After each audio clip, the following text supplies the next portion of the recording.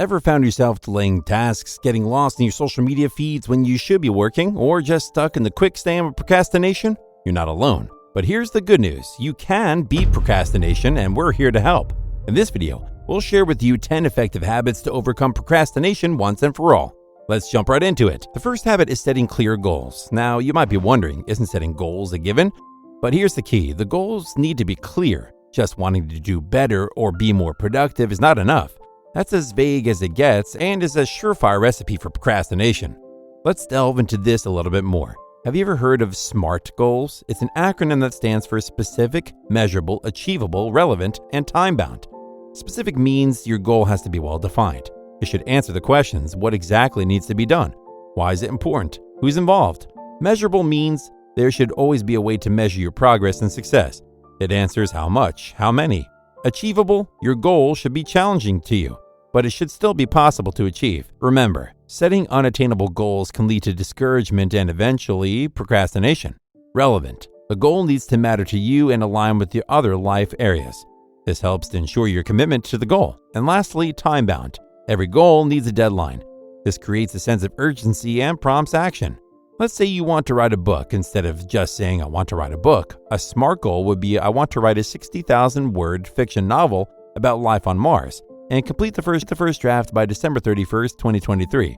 Now that's a goal with clear direction. Remember, a goal without a plan is just a wish. By setting SMART goals, you're giving your work a clear direction and you're setting a path that you can follow. This significantly decreases the chances of falling into the trap of procrastination. Follow our channel and watch the whole video because if you love this habit, you will love our other content as well. Now, on to our next habit, time blocking. This is a game changer for most people and it could be for you too. You see, when we have a multitude of tasks to get done, it's easy to get overwhelmed. The trick here is to not just plan what to do, but when to do it. That's where time blocking comes in. In its simplest form, time blocking is dedicating specific time slots to different tasks throughout your day or week. It's about dividing your day into chunks of focused work time. For example, financiers, you could block off 9 a.m. to 11 a.m. for brainstorming and research, 11 a.m. to 1 p.m. for writing, and 2 p.m. to 3 p.m. for reading and self-improvement. There are several benefits to this method. Firstly, it helps you stay organized. Instead of juggling tasks at the same time, you focus on one task during its designated time block. This reduces the risk of missing out on any tasks or overstretching yourself. Secondly, time blocking enhances focus. By concentrating on one task at a time, you're less likely to get distracted and more likely to enter a state of flow, the optimal state of consciousness where we feel our best and perform our best. Lastly, time blocking can increase productivity. When you know you only have a set amount of time to work on a task, you're likely to make the most of it. It sets a deadline that prompts action and discourages procrastination. Remember, financiers, to include breaks in your time blocks to recharge and refresh. Also, be realistic. Don't pack your schedule too tight. Allow some flexibility for unexpected tasks or delays. Time blocking, it's simple, it's effective, and it's a habit that could transform the way you work. Up next, we dive into our third habit, the Pomodoro technique. This one is a personal favorite of mine. Now, you might be asking, what exactly is the Pomodoro technique? Well, it's a time management strategy developed by Francesco Cirillo in the late 1980s. The technique is named after the tomato-shaped kitchen timer. Pomodoro is Italian for tomato, that Cirillo used to track his work as a university student. Here's how it works. You break your work into 25-minute intervals, known as Pomodoros, separated by short 5-minute breaks. These intervals are known to improve mental agility, keep you focused, and make large tasks feel more manageable. After every fourth month, Pomodoro, you can take a longer break, maybe 15 to 30 minutes. The idea is to create a rhythm that keeps your brain fresh and fully engaged in the task at hand. Why is this technique so effective? Well, by working in these short, focused bursts, you're essentially training your brain to maintain focus and drive for specific periods of time. Over time, this can help improve your overall attention span and productivity.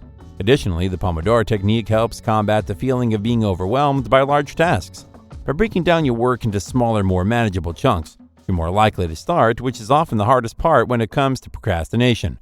Lastly, the regular breaks provided by the Pomodoro technique prevent burnout and maintain high levels of productivity throughout the day.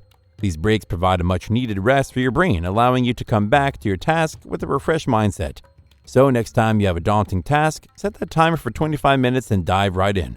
You might be surprised at how much you can accomplish. Moving on to our fourth habit, listening to motivational content. Now this one might seem a little different, but trust me, it's worth it. Motivation is a critical factor when it comes to overcoming procrastination.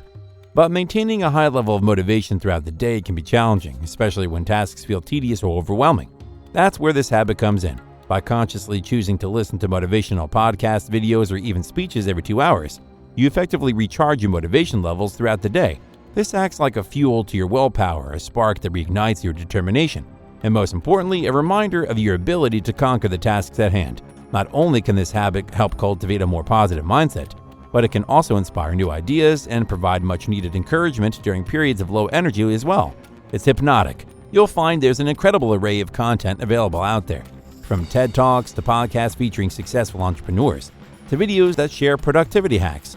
Find the content that resonates with you and keep you fired up. You could even watch our content. We are not a motivational channel, but I bet our content is motivating you too. It's important to note that this isn't about avoiding your work or listening to content. It's about using these resources to re-energize and refocus, sort of like taking a short mental break. Next on our list is an exceptionally fun and exciting habit, building a personal reward system. This might just be the secret sauce to supercharge your productivity. Let's face it, we all love rewards, right? They make us feel accomplished, satisfied, and even a little indulgent. Rewards provide a positive reinforcement that not only makes the task more appealing, but also creates an association of pleasure with completion of the task. So what do we mean when we talk about personal reward system?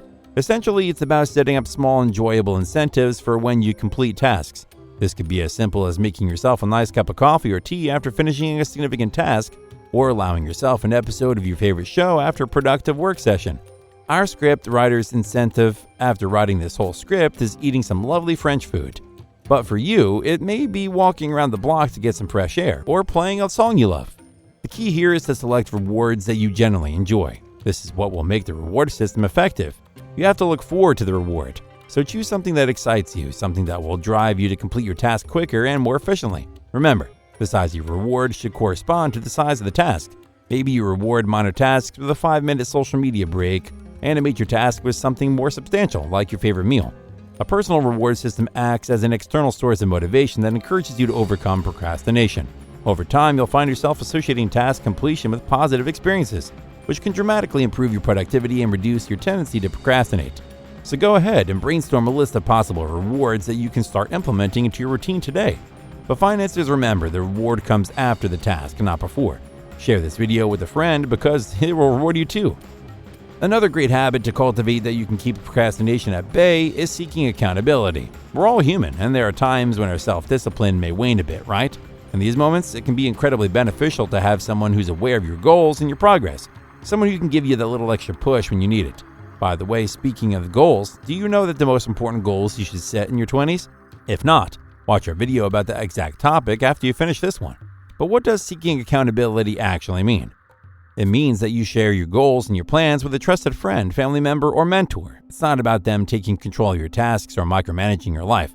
It's about letting them in on your journey so you can provide encouragement, perspective, and a gentle nudge when you might be veering off course.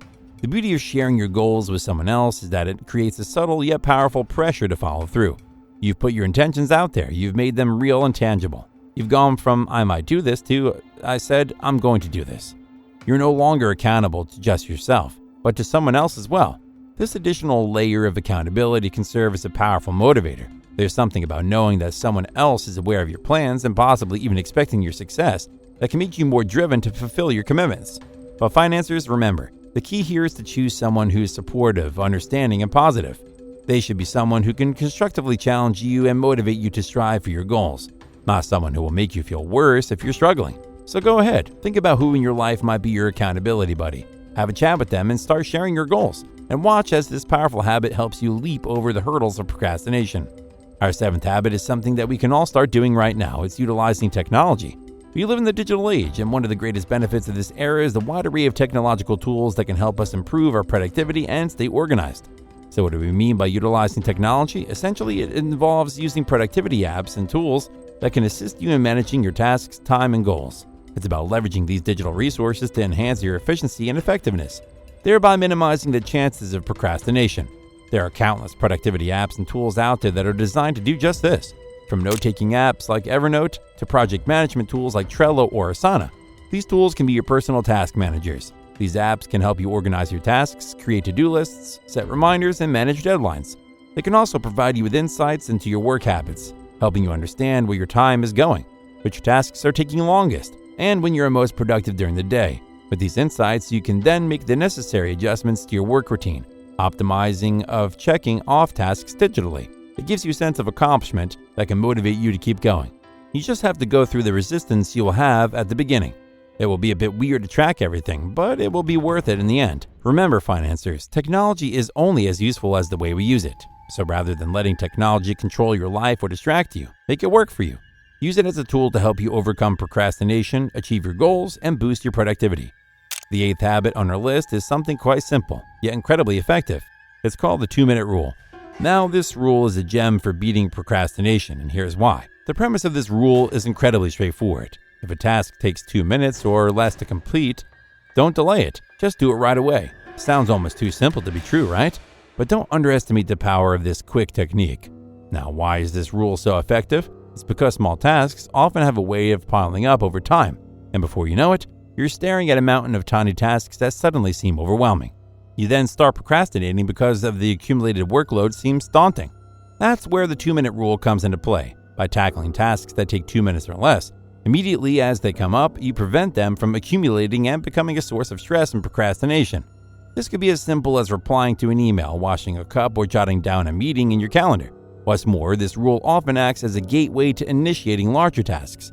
Once you get started on something, even a small part of it, you're more likely to continue with the task. The 2-minute rule gets you into the action mode, overcoming the initial inertia that often leads to procrastination. Finally, each small task you complete gives you a sense of achievement and progress, which can motivate you to tackle larger tasks and stay productive. It's a snowball effect, but in the positive way. So the next time you find a small task that you could complete in 2 minutes or less, don't put it off. Do it right away. You'll be surprised at how much this simple rule can help you stay on top of your tasks and kick procrastination to the curb. Our 9th habit is all about the space around you. That's right, we're talking about creating a conducive environment. Now, you might be wondering how your environment relates to overcoming procrastination. Let's delve into this. Firstly, our environment plays a massive role in our productivity. A clean, organized, and clutter-free workspace can boost your focus and efficiency, while a messy one can do just the opposite. It can be distracting and subconsciously create a sense of chaos and overwhelm. In contrast, a clear space is likely to encourage a clear mind. So, how can we create a conducive workspace? Start by decluttering and organizing your workspace. Keep only what is necessary for your work within reach. Everything else, find a proper storage area for it. This can mean investing in some desk organizers or even a good old filing cabinet. Moreover, consider the layout of your workspace. Is everything you frequently use easily accessible? Can you comfortably spend hours at your desk without straining your back or eyes? Ergonomics matter. Next, consider your lighting. Good lighting is not only important for your eye health, but it can also affect your mood and productivity levels. Try to get as much natural light as possible. If that's not possible, ensure you have adequate artificial lighting. Finally, personalize your workspace. Add some plants, photos, or anything that makes your space feel more you. A personalized, comfortable space can increase your happiness and productivity. Remember, your workspace is your personal productivity hub. Now let's talk about something crucial but often overlooked, and that's the role of self-compassion in overcoming procrastination. You might be surprised to learn that how we treat ourselves in times of procrastination can dramatically affect our ability to overcome it. So let's dive in deeper to habit number 10. To start, let's consider why we procrastinate in the first place. It's not because we're lazy or lack willpower. Instead, it's often a way of coping with challenging emotions and negative moods induced by certain tasks. Perhaps they're boring, overwhelming, or anxiety-inducing. We then beat ourselves up for procrastinating, leading to a cycle of negativity and further procrastination. Here's where self-compassion steps in. Rather than chastising yourself for past procrastination, it's essential to understand and forgive yourself. Remember, everyone procrastinates from time to time. It doesn't reflect your abilities or worth. Try to be mindful of the emotions that lead to your procrastination. Are you overwhelmed, scared, bored? Acknowledge these feelings without judgment. Recognizing and understanding these emotions can help you better manage them and find ways to make the task more manageable or enjoyable. Moreover, when you show yourself kindness and understanding, you create a psychological safer space to tackle challenging tasks. It eases the anxiety and fear of failure that often accompany these tasks, making them less daunting. Another part of self-compassion is practicing self-care. Ensure you're getting enough rest, eating well, and taking breaks when you need them. These acts can help maintain your physical and mental well-being, boosting your overall productivity. Remember, the path to overcoming procrastination is not paved with self-criticism, but with self-compassion. It's about treating yourself with the same kindness and understanding you would give a good friend who's struggling. So next time you find yourself procrastinating, rather than being hard on yourself, pause, acknowledge the feelings, show yourself some kindness, and then get back on track. You'll be surprised at how effective this can be. So there you have it, financiers, your guide to overcoming procrastination. If you got value from this video, share it with a friend and follow our channel because we got more high quality content for you. And because you stayed that long in this video, we have another habit for you. Habit number 11, habit stacking. It's a deceptively simple yet powerful tool that can dramatically boost your productivity and help you overcome procrastination. It revolves around the idea of linking a new habit you want to develop with an existing habit you have already performed consistently. Let's dig a little deeper. You see, we humans are creatures of habit. We often follow routines and patterns that we're used to, so we barely even think about them. These routines are deeply ingrained in our subconscious, and we perform them almost automatically, like brushing our teeth in the morning or having a cup of coffee as soon as we wake up. Now imagine if we could use these established routines to our advantage. That's exactly what habit stacking does. It leverages the power of these already established habits to help you form new ones. For example, let's say you're trying to get better at planning your day. You could stack this habit with your morning coffee routine. So every morning as you sip your coffee, you also take a few minutes to jot down your tasks for the day and plan out how you're going to tackle them. The beauty of this approach is that it reduces the mental effort needed to start this new habit because it becomes part of an existing routine. It's like a mental shortcut that helps you incorporate new pleasures or satisfying activity. Like savoring your morning coffee, you increase your chances of sticking to it. So the next time you're struggling to form a new habit, try stacking it onto an existing one. You might be surprised about how effective this strategy can be in overcoming procrastination and boosting productivity. And that, financiers, is the power of habit stacking. And remember, the key to overcoming procrastination is consistency and a can-do attitude. You've got this. See you in the next video.